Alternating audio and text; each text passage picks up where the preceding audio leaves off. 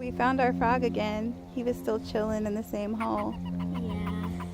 Yeah. I think he got a little bigger.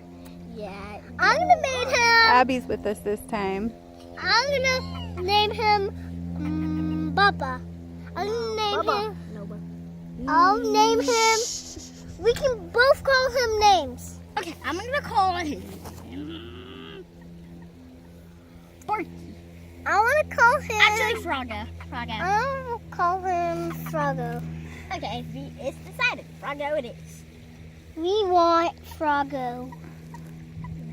He's kicking me. Don't put him on his back. Remember what I said. You got to be careful with them. Let Abby hold him for a minute. Oh, Come on. please. She'll give him back. Don't fight over the frog. It's a living creature.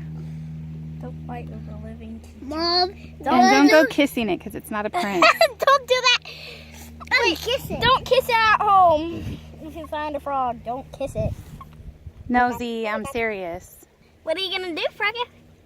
Go. Put it right there. Put it right there. We found a frog. Don't put him on his back, Abby. We're gonna call him Froggo. Yeah, we're calling Froggo.